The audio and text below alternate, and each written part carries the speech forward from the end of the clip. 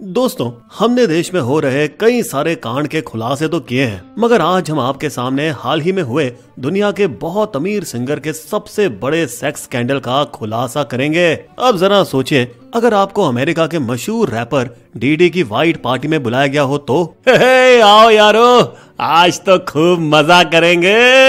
शायद इस पार्टी में आपको अमेरिका के बड़े बड़े सेलिब्रिटीज जैसे टाइटैनिक वाले लियोनार्डो डिकैप्रियो, सिंगर जेजी, अशर या फिर पॉपुलर करदाशियन से कंधे मिलाने का मौका मिलता।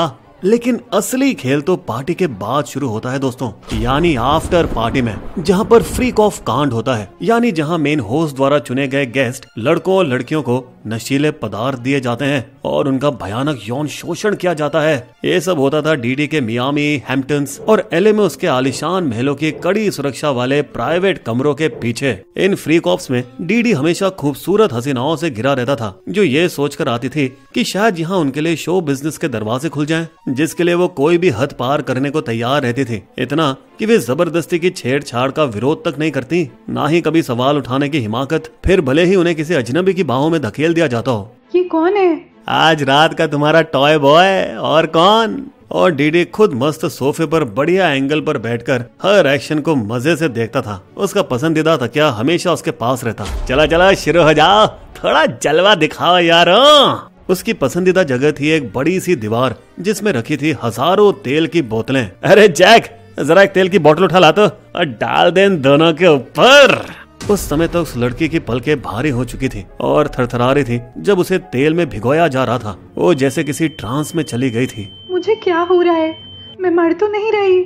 मानिए लगभग बेहोशी थी जब तक डीडी की घिनौनी फैंटेसी चल रही थी, क्योंकि उस बेचारे को पता नहीं था कि जिस सिगरेट को उसने मजे से फूंका था, डीडी ने उसमें एक बेहोशी की दवा मिला रखी थी, जिसका असर घिराता गया जैसे जैसे रात बढ़ती गई। ये मिक्सचर इतना ताकतवर था कि अगली सुबह जब लड़की की आंखें खुली तो वो आधी बेहोश और आधी थकान भरी हालत में थी। उसकी स्थिति ऐसी थी कि उसे होश में लाने के लिए ग्लूकोज तक चढ़ाना पड़ा। ये फ्रीक ऑफ्स सिर्फ औरतों तक सीमित नहीं थे, मर्द और कई बार बहुत सारे लोग भी इसमें शामिल होते थे। अब चलिए आइए हार्लेम, न्यूयॉर्क, 1970 के दशक में। यहीं डीडी पैदा हुआ था और यहीं उसके पिता की भी हत्या हुई थी जब वो सिर्फ 3 साल का था। उसकी माँ जेनिस, जो एक मॉडल और टीचर असिस्टेंट थी, उसी ने अकेले डीडी और उसकी बहन को पाला पोसा। और फिर जैसे अमेरिका में टीनेजर्स अक्सर करते हैं, डीडी अखबार बांटता, गैस स्टेशन पर काम करता और उसने होटल में वेटरिंग भी की। फिर फुटबॉल की सबसे बड़ी लीग में खेलने का सपना देखते हुए उसने Mount Saint Michael Academy join की। लेकिन यहाँ उसकी किस्मत ने ऐसी लात मारी कि वो पहुंच गया हार्वर्ड यूनिवर्सिटी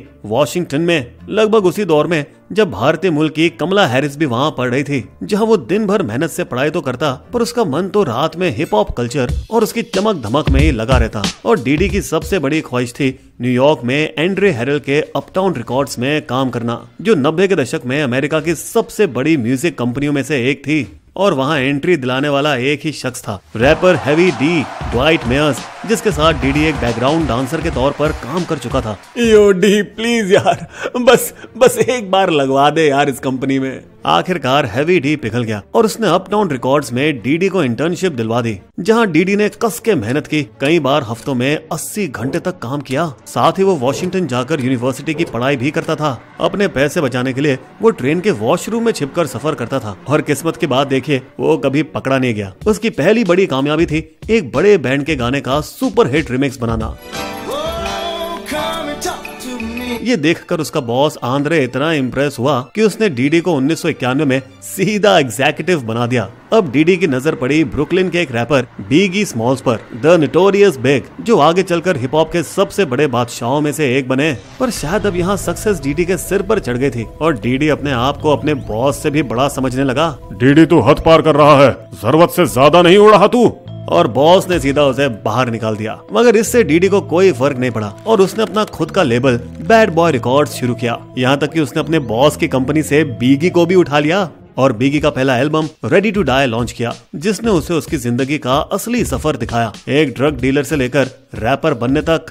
एल्बम ने कई रिकॉर्ड तोड़ दिए और 1995 के सोर्स अवार्ड में कई अवार्ड जीतकर दोनों को सुपरस्टार बना दिया। लेकिन यहाँ मामला तो तब बिगड़ा जब एक और बड़े रैपर ट्यूपैक शुकूर की हत्या हो गई, जिसके लिए बीगी को दोषी ठहराया जा रहा था और जिसकी कीमत बीगी को अपनी जान देकर चुकानी पड़ी। ट्रैफिक सिग्नल पर हुई उसी शूटिंग स्टाइल में जैसे ट्यूपैक मारा गया था। बीगी की मौत ने डीडी को अंदर तक तोड़ दिया, लेकिन उसने इस दर्द को खुद पर हावी नहीं होने दिया, बल्कि उसने पहली बार माइक उठाकर एक रैप बना डाला बीगी की याद में और जिंदगी में आगे बढ़ने के लिए।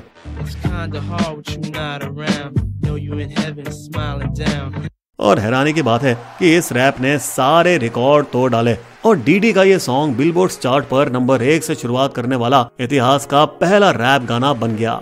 इस गाने के साथ साथ उसके debut album No Way Out ने भी ग्रैमी अवार्ड जीते। ये सब डीडी ने कभी सपने में भी नहीं सोचा होगा, जिससे डॉलर्स की ऐसी नदियां बहने लगी कि डीडी ने अपना बदनाम हैम्पटन बंगला खरीद लिया और शुरू कर दी अपनी बदनाम वाइट पार्टीज। दोस्तों, यहाँ डीडी सिर्फ म्यूजिक तक नहीं रुका, वो और भी चीजों में हाथ डालने लगा, फिल्मों से लेकर एमटीवी पर एक शो प्रोड्यूस करने तक, जहाँ उसने कुछ ऐसे बैंड बनाए जो उस समय मशहूर हुए थे। फिर उसने फ्रेंच वोडका ब्रांड सिरोक का प्रमोशन किया, जिसकी सेल्स आसमान छू गई और उसने सालों तक हर साल 60 मिलियन कमाए।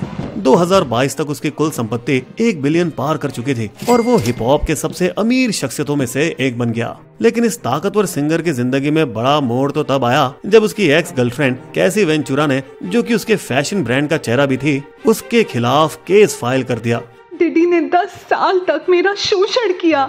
मामले को दबाने के लिए डीडी ने कैसी को मोटी रकम दी और केस को एक ही दिन में कोर्ट के बाहर सुलटा और कुछ ही दिनों में एक नाबालिग और पूर्व मॉडल क्रिस्टल मैकेनी ने भी उस पर यौन शोषण के आरोप लगाए। अब तो यहाँ music producer Rodney Jones junior जैसे मर्द पीड़ितों ने भी सामने आकर दावा किया कि उनके पास वीडियो सबूत है जिसमें डीडी उन्हें जबरन किसी और आदमी की तरफ धकेल रहा है। जिसके एक महीने बाद 2024 में अमेरिकी पुलिस ने उसके एलए और मायामी वाले बंगले पर छापा मारा। छापे के दौरान एजेंट्स को गैर कानूनी नशीले पदार्थ, सीरियल नंबर मिटाई गई गन्स और अश्लील वीडियो से भरी हार्ड ड्राइव मिली। उस समय डीडी वहाँ मौजूद नहीं था, बल्कि जैसे वह परिवार के साथ छुट्टियों के लिए बहामास जाने वाला था, पुलिस ने उसे तुरंत रोक लिया मगर गिरफ्तार नहीं किया। अब महीनों तक गवाहों और पीड़ितों से पूछताछ करने के बाद और डीडी के फ्रीक ऑफ पार्टियों वाले प्राइवेट रूम्स की फुटेज की जांच करने के बाद डीडी के खिलाफ पक्के सबूत तैयार हो चुके थे और उसे मैनहट्टन के एक होटल से गिरफ्तार कर लिया गया पूरे 6 महीने बाद, और उसे ब्रुकलिन के मेट्रोपॉलिटन डिटेंशन सेंटर की सलाखों के पीछे डाल दिया गया, जहां वो अब भी बंद है। दोस्तों, बता दे, डीडी ने सिर्फ केसी के मामले में माफी मांगी है। मैं केसी पर हमले की पूरी जिम्मेदारी लेता हूँ, मुझे खुद पर घिन आ रही है, मगर बाकी मामलों में वो अकड़ में रहा और पल्ला झाड़ता रहा। माय लॉर्ड, ये जलने वालों की चाल है, सब साजिश है। जेल से बाहर निकलने की बेताबी में डीडी ने कोर्ट के सामने गिड़गिड़ाकर एक ऑफर दिया, सर ले लो मेरे 50 मिलियन के बॉन्ड, मेरा मियामी का बंगला, मेरी माँ का घर भी गिरवी रख लो, मेरा प्राइवेट जेट सब रख लो, सर एक जीपीएस मॉनिटर लगा दो, पर भगवान के लिए मुझे बेल दे दो। जिस पर कोर्ट ने जवाब दिया, तुमने जांच में अड़चन डालने की कोशिश की, पीड़ितों से बार बार संपर्क किया और उन्हें प्रभावित करने की कोशिश की, बेल नामंजूर।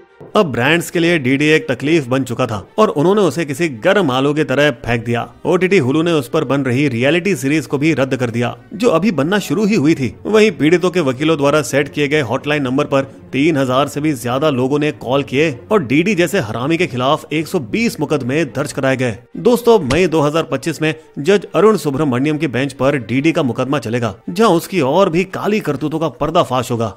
बिस्बो की शायरी, अर्श से फर्श पर आ गिरी करोड़ों की दुकान, सलाखें अब गिन रहा डीडी सुबह शाम, नहीं मिलता मौका सबको बनाने खुद की पहचान, पर हवस ने छीन लिया उसका ये गोल्डन चांस। हमारे वीडियो कंटेंट के सोर्सेस आपको डिस्क्रिप्शन में मिल जाएंगे।